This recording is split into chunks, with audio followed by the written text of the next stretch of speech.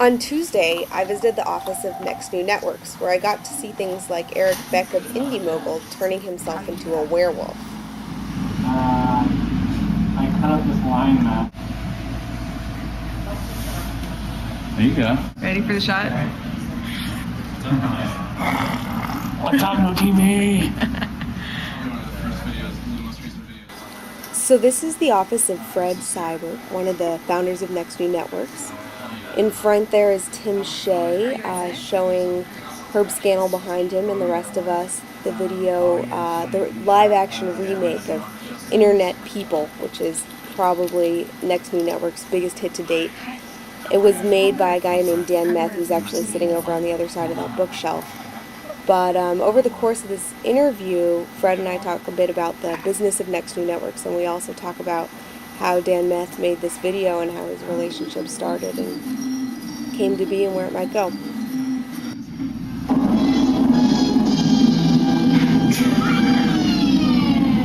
It all started with South Park and the Star Wars kid. Newman did his thing and the Backdoor Boys lip synced. That's your bad when a bagel guy mad. What a great idea. Along came Jib Jab, G.I. Joe, public service cartoons, Waterman now dog, Switch monkeys at the moon, Andy Mellon at the same, the super was game, ask a ninja, answer questions. You were able to work it. They were House of Cosby clones, Chad, Tater, Extra Frank, and the lazy Sunday guy from Brooklyn, George Dickinson, Love, Kramer lost his mind. So I'm Fred Seibert from Next New Networks. I'm the creative director there, and I run channelfredraker.com. How's that? That's great. That's great. And this is your office, which is filled with junk. Yeah. Yeah. So what have you been working on lately?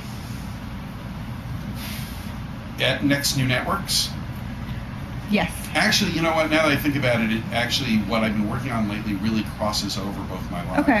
Yeah, I mean, is there a lot of crossover? It seems to me No, like there's there not a isn't. lot of crossover. That's what's interesting Got it. about it. I have a cartoon production company called Frederator Studios, and the primary activity there is making cartoons for kids for Nickelodeon. At this point in my life, last 10 years I've been making cartoons for Nickelodeon. That all happens in Hollywood, and it happens in a very, a systematized kind of way that's been a system for 100 years of making commercial. How close are you to making a hit that means something to people who are in TV who don't do anything online? We're already past there. Great. What is it? I mean, is there a benchmark that you've identified? Well, the benchmark that we have used, because we have seen our friends' eyes light up when we tell them, is the million? When we hit 1 million views. Yeah, that's when you paint the hard drives gold. Right. And it just started. There are life benchmarks that we all react to. Yeah. Right? Like we all react to the top 10. Whatever it's the top 10 of anything, we react to it. So the first time I sent out an email to my mailing list that Channel Frederator had made the top 10 of podcasts on iTunes. Yeah, they were like, all my friends started like calling me and writing me, really? How'd you do that? And all of a sudden, for the first time in my life, because I had always avoided those kinds of benchmarks, I started being a chart whore. Like, how do I get up another, slot, or something like that? The next time is when we hit 1 million of anything, and I started telling people just, at lunch or something like that, we got 1 million. They're like, really? And they don't have any idea whether 1 million is good or not. Yeah. It's just 1 million of anything. I mean, there's like 2 people in the world who can run the charts on whether 1 million can pay you, right? Right. I make this predictive assumption in life of media. Anything popular will eventually make money. Popularity always somehow breeds a money-making proposition, whether it's exactly the way you thought it would or not. Right. It does. Well, that's the internet thing, eyeballs, right? Well, but it's every fact. We started doing that within a couple of months on VOD cars, where there was a more obvious ad market and a more focused audience, the way Emil was producing VOD cars. And he started selling ads individually to aftermarket, like muffler makers and all these, third-party kind of car people. And they started paying enormous CPMs because we just decided on a lark to set a very high CPM because we had a very targeted market, all the BS that you do with that. And they happily paid because they knew we had their market.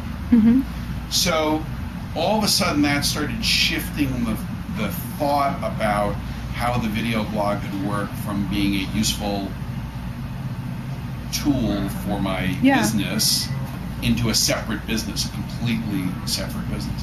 Interestingly for me, because I still have my cartoon production business, the crossover still works. Yeah. Right? We just started a social network. We built a Ning site on back of Channel Frederator. Okay. And literally the only promotion it has is a little promo box on my blog, and 150 people are already signed up. Cool. And when I get the energy to write an invitation email, I'll invite my whole community to join and see what happens. That's already interesting. I'm already seeing animator here, musician there, saying, oh, I'm looking for somebody to help me make a demo for Adult Swim, can we do all that? So the social aspect within the community definitely works. The media portion of growing the audience so we're attractive to advertisers, that definitely works. But again, my production business and my network business, I didn't cross them over at all. So what about the other way, though? I mean, so I guess the way I understand Next Networks, I know that you're figuring it out as you go along, but it seems like there's a lot of high concept there. I mean, you have an idea about how things can work and doing wide distribution, preserving the idea of networks, but adjusting a lot for the internet. Yeah. So then feeding back to the stuff you do for Nickelodeon, I mean, is what can you bring into that? I mean, I know it's not a complete dichotomy between what people do on TV and what people do online, but it seems to me, I mean, there's a little bit of a difference of philosophy and, like you're saying, cable versus well, everywhere. I'll tell you how it's actually already starting to work. Yeah. I haven't put it into practice yet, but we're about to. So the way that I actually already develop my cartoon shows differently than even Nickelodeon does and than my network does. Yeah. Generally, the process for developing a cartoon or a TV show or whatever is a creative person comes in, makes a pitch. The network puts a certain amount of money up and they develop together over a period of years, whatever the pitch is. I don't do that. What I do is I raise a fund of money and I actually make a bunch of short cartoon films. In my case, I make 7-minute cartoons because that's the length that Looney Tunes used to be. And I make as many of those as I can. I've made 138 over the last 15 years, short films. And every series that I've come up with is an outgrowth of one of those short films, right? So the networks don't do it that way. I'm pretty much the only guy who does that on a regular basis. Yeah. So it's interesting though because that is the format that people really like to see online, right? Short films. Yeah, though interestingly, that's even too long. Yeah. Though I will tell you, it's a lot closer than everything else, though. Absolutely, and I will tell you that as a pure fact of the matter, at least on Channel Frederator, when I run one of the 7-minute cartoons that I've made, my satisfaction goes up because they're most 7-minute films that I get from the internet are really boring. Sure. There's 30 seconds of good stuff, and then they just keep doing it over and over again. Because our stuff is very character-based and it's very cartoony-based, it's very entertaining throughout the 7 minutes. People seem to like it. So anyway, we launched Channel Frederator, and sure enough, all my network friends at Nickelodeon Cartoon Network, Nicktoons, they're all really interested. What is this? What is he doing? They ask me all sorts of questions. So one day I go in for a meeting on some other show that I'm working on, and one of the heads of one of the networks says to me, so what do you know? Now you have Channel Frederator, do you know anything? I go, yeah, here's what I know that you don't know. I know 1,000 new filmmakers that you don't know. What? I said, yeah, I've met, more than 1,000 people have submitted their films to Channel Frederator. I now know them. Yeah. I said, can we do something? Yeah, why couldn't you do that? Well, he said, can we do something? I said, okay, here's the new short show. Instead of 39 7-minute shorts, I'm going to make it 25 7-minute shorts and 100 2-minute shorts. I said, okay. And we're in the process of putting a deal together to do exactly that right now. And the talent pool, instead of being what is more or less a New York or Hollywood-based talent pool to make my 7-minute films, is going to be my world community that I have met through Channel Frederator to make commercially oriented films rather than what are sort of arty style films often, the ones that Channel Frederator are very far flung in terms of their style and, you know, communication and what they need to express. I'm going to look to make more commercially oriented films through that community that I've made. So we are going to feed it back. But now to bring it sort of full circle, through Channel Frederator, I met a young filmmaker in Brooklyn who I eventually hired here full time. He works differently than my animators in Hollywood. He is what I call a garage band animator. His name is Dan Meth, and his whole studio is a Mac and his electric guitar. And he makes everything. He writes the stuff, he scores it himself, he often does the voices, he designs, he animates it all. In fact, literally right around the shelf on the other side, he's doing it all. So eventually, because I do these short shows, about 6 months ago, he came to me 8 months ago and said, I'd like to do my own short show. I'm thinking to myself, oh, I know what it costs, and I don't know, how am I going to, you know, where am I going to get the money to do that, Dan? He said, I want to do 39 shorts. I'll make them in 39 weeks. They'll be 39 seconds each. I said, done, go. And he started that day. It ended up being, they were like a minute more or less. And and he and I were just going to, as Frederator Studios, just sort of launch it out on the internet by ourselves and see what happened.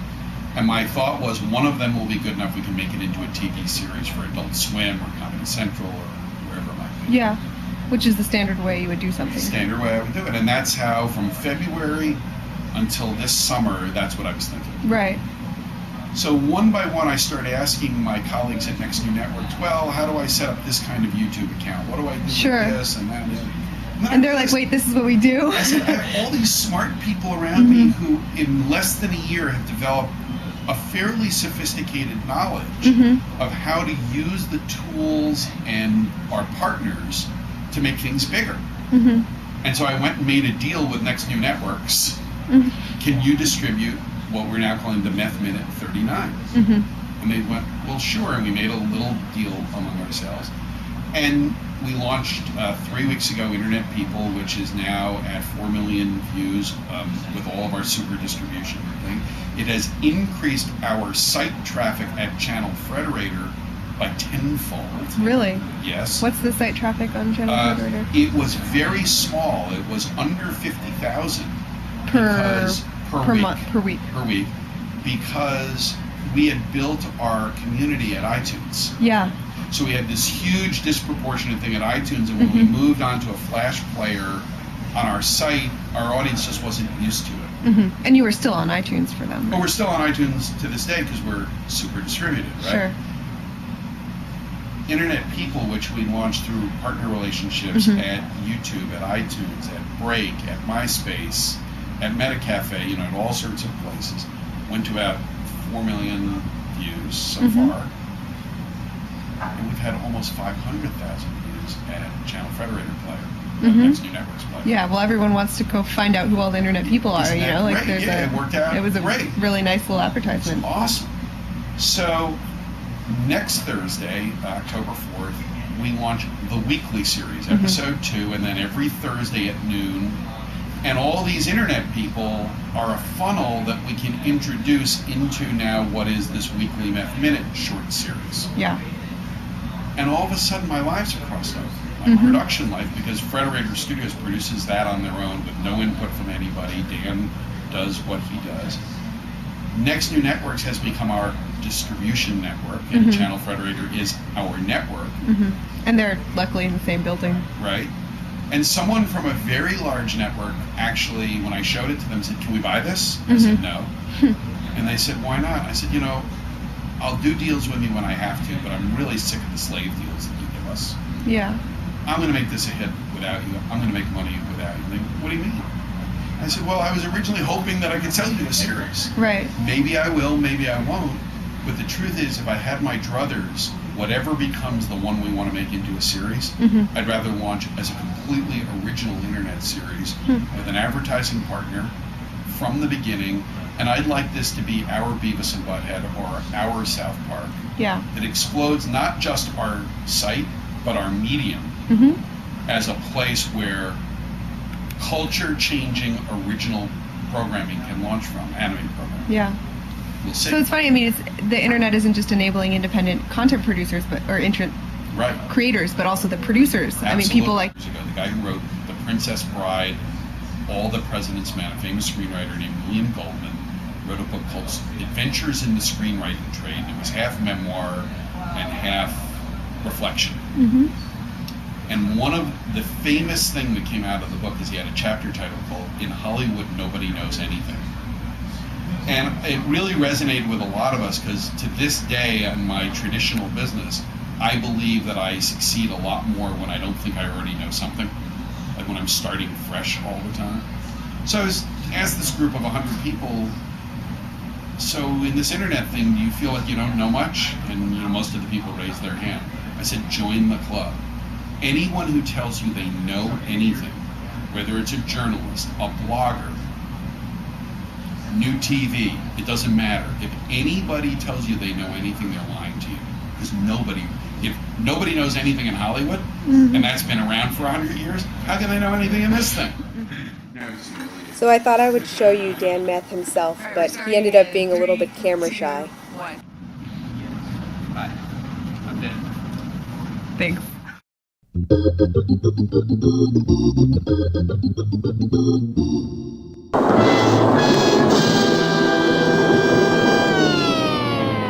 It all started with South Park and the Star Wars kid. Numa did his thing, and the Backdorn boys lip synced. Napster bad, win a bagel guy mad. Bird is evil. Goatsy. Along came Jib Jab, G.I. Joe, public service cartoons. You're the men now, dog. Sponge monkeys like the moon. Andy Melanaka sang the Super Bowl is gay. Ask a Ninja answered questions. Average homeboy Danny Blaze. Lonely girl was not alone. They were House of Cosby clones. Chad Vader and Zay Frank. And the Lazy Sunday Rap Kid from Brooklyn Bub Rub. George Lucas in love. Kramer lost his mind at a comedy club.